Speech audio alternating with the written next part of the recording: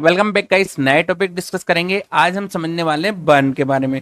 Burn यानी कि skin का जलना। अब स्किन किसी भी प्रकार से जल सकती है, आपकी बर्न हो सकती है।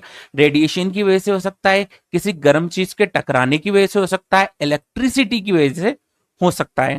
ठीक है, उसकी वजह से आपकी स्किन की जो लेयर होती है वो डैमेज हो जाती है। बेसिकली स्किन की जो लेयर होती है वो तीन होती है। एक होता है आपका डर्मिस, दूसरा होता है एपिडर्मिस, और लास्ट में होता है हाइपोडर्मिस। ठीक है, तो अपन ये देखेंगे कि कौन सी लेयर तक पेशेंट बर्न हुआ है, जला है, और उसके बेसिस पर हम ट्रीटमेंट ऑप्शन प्रेस्क्राइब करेंगे लास्ट में। ठीक है, समझ लेते हैं। देखिए, बर्न यानी कि जलना एक ऐसी चोट होता है जो कि त्वचा या शरीर के अन्य ऊतकों को हीट, केमिकल, इलेक्ट्रिसिटी, रेडिएशन से नुकसान होने पर होता है। यानी कि आपका इलेक्ट्रिसिटी की वजह से बर्न हो सकता है, रेडिएशन की वजह से, हीट की वजह से, या केमिकल की वजह से बर्न हो सकता है। इसकी वजह से स्किन जल सकती है।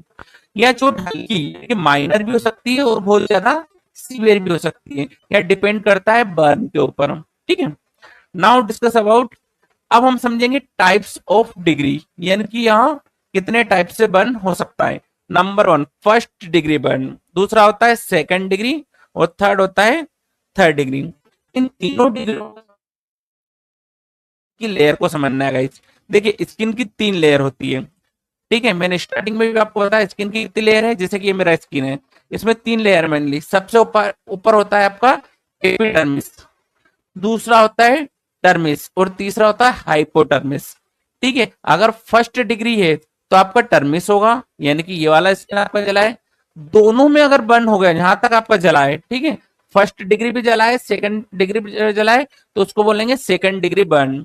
अगर तीनों लेयर आपकी जल चुकी है, यानी कि एपिडर्मिस, डर्मिस और हाइपोडर्मिस, तो इसको बोलेंगे थर्ड डिग्री बर्न।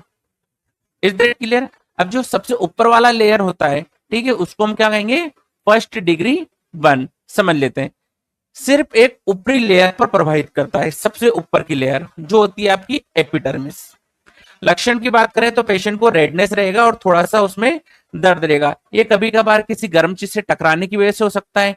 ठीक है, छोटी मोटी चोट की वजह से होता है।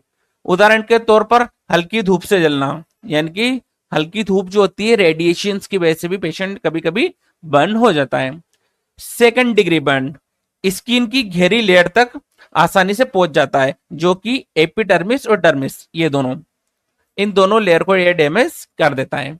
लक्षण की अगर बात की जाए तो छाले पड़ना, ब्लिस्टर, दर्द या सूजन इसमें देखने को मिलेगा।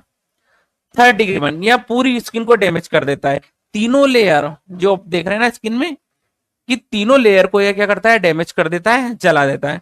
लक्षण की अगर बात करें इसमें सिम्टम्स की, तो स्किन में सफेद सफेद सफेद आपका स्किन हो जाएगा, सफेद हो जाएगा, काला हो जाएगा, और दर्द बहुत ज्यादा होगा इसमें।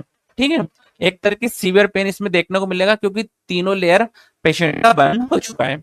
आगे चलते हैं इस समझेंगे कॉजेस। ठीक है, कॉजेस भी जान लेते हैं, काफी इंपॉर्टेंट है। आग या गर्म चीज की वजह से पेशेंट जल सकता है। ठीक है, गर्म पानी या भाप की वजह से भी पेशेंट जल सकता है।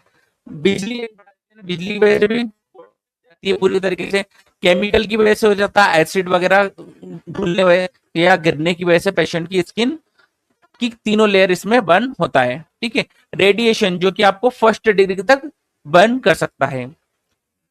नाउ हम समझेंगे शरीर पर प्रभाव, यानी कि अगर पेशेंट जला है, बर्न हुआ है, बॉडी उसका स्किन बॉडी पर क्या क्या इफेक्ट उसको देखने को मिल सकता है। तो फ्लूइड की कमी होगी, यानी कि बार बार उसको प्यास लगेगी, डिहाइड्रेशन उसके साथ हो सकता है। इन्फेक्शन का रिस्क बढ़ जाएगा। अगर जलेगा तो इन्फेक्शन के मच्छर वगैरह उस पर बैठेंगे।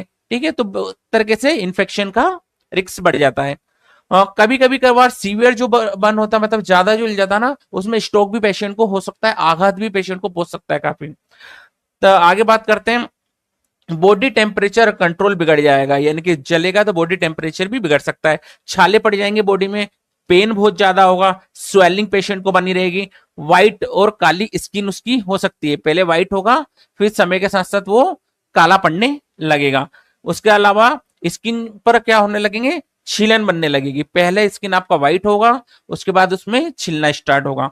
तो बेसिकली ये कुछ बदलाव है जो जलने के बाद पेशेंट की स्किन पर देखने को मिलता है। नाउ डिस्कस अबाउट अब हम समझेंगे डायग्नोसिस। अगर पेशेंट जला है, स्किन उसका जला है, तो सडनली क्या करना चाहिए, डायग्नोसिस क्या हो सकता है वो जान लेते हैं। सबसे पहले ठंडे पानी को डालें। ठंडे पानी को स्किन के ऊपर लगभग लगभग आपको 10 से 15 मिनट या 20 मिनट तक उस पर अप्लाई करना चाहिए, ठीक है। या उसके अलावा एंटीबायोटिक या ऑइलमेंट या ड्रेसिंग आपको करना चाहिए। दूसरा, ट्रीटमेंट आप कराइएगा बिल्कुल सही। फर्स्ट एड यूज करना चाहिए घर में, जो प्राथमिक उपचार है यानी कि पट्टी वगैरह बांधना, पानी डालना, ये चीज करना चाहिए। तुरंत ठंडे पानी को कम से कम 10 से 20 मिनट तक उसमें डालते रहे, सो दैट पेशेंट को ज्यादा जलन ना हो। आगे बात करते हैं, जली जगह को अच्छी तरीके से साफ करें, बर्फ को सीधा ना लगाएं, डायरेक्ट बर्फ को अप्लाई ना करें, ये गलत होता है। आगे बात करते हैं, टाइट या ज्वेलरी अगर आपने पहन रखी है, कुछ टाइट कपड़े या ज्वेलरी वगैरह आपने पहन रखी है, तो उसको उतार दे, हाथ को बिल्कुल सिंपल सा रखें।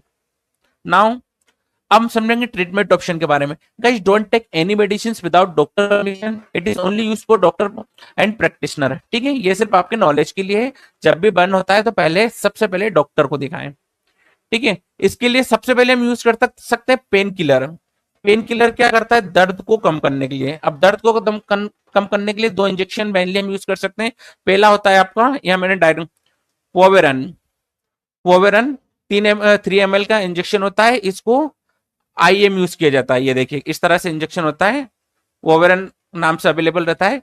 3 ml का इंजेक्शन होता है, ठीक है। आईएम इंटरमस्कुलर इसको यूज किया जाता है।